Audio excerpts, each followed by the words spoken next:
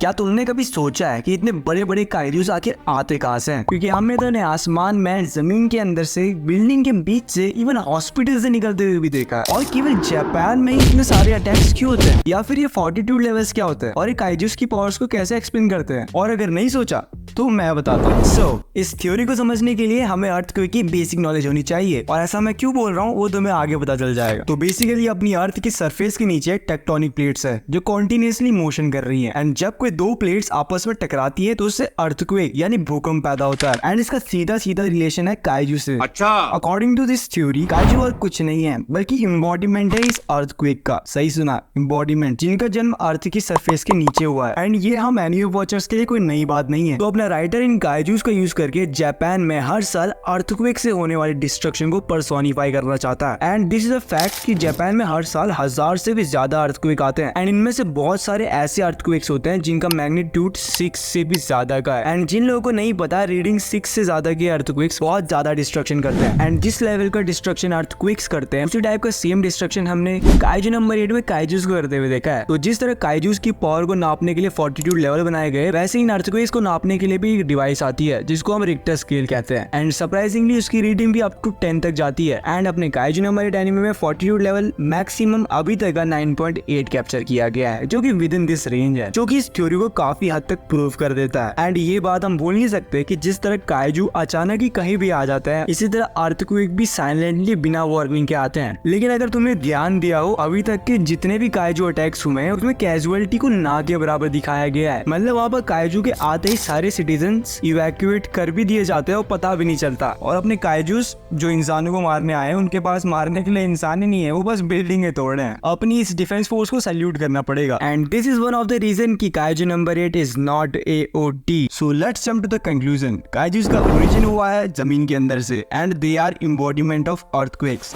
Japan में इतने सारे काइजू अटैक्स क्यों होता है, उसके पीछे के दो रीजन है। पहला कि जापान में बहुत अर्थक्वेक्स आते हैं, एंड दूसरा हम एनिमे की बात कर रहे हैं। और अगर फॉर्टिट्यूड लेवल की बात करें तो फिर ये अपने रिक्टर स्केल की रीडिंग है जो किसी भी काइजू के डिस्ट्रक्टिव पावर को रिप्रेजेंट करती है। अगर मोटा मोटा ओवरव्यू दूं तो योजू, जिनका फॉर्टिट्यूड लेवल 6 से कम का होता है, एंड जस्ट लाइक अर्थक्वेक 6 से कम के अर्थक्वेक ज्यादा डिस्ट्रक्टिव नहीं होते। सेकंड नंबर पे आता है होन्जू, इनका फॉर्टिट्यूड लेवल होता है अराउंड 6 to 7.9, एंड ये मेजर डिस्ट्रक्शन कर सकते हैं। एंड तीसरे नंबर पे आता है डाई काइजूस, जो कि स्पेशल टाइप के काइजूस होते हैं, एंड इनका फॉर्टिट्यूड लेवल 8 या फिर उससे ऊपर का होता है। That's why they are so destructive. And कहा तो ये जाता है कि ये काइजूस पूरे जापान को वाइप आउट कर सकते हैं। एंड अब तुम्हें एक फन फैक्ट बताता हूँ। आज तक के सबसे ज्यादा पावरफुल अर्थक्वेक की रीडिंग 9.5 थी, लेकिन अपने काफ्का की रीडिंग 9.8 है। इसका मतलब काफ्का खुद में एक कैलामिटी है। तो आज इस वीडियो को यही खत्म करते हैं। एंड थ्योरी पसंद आए तो सब्सक्राइब कर देना। तो मिलते हैं एक और वीडियो में, तब तक के लिए पीस आउट।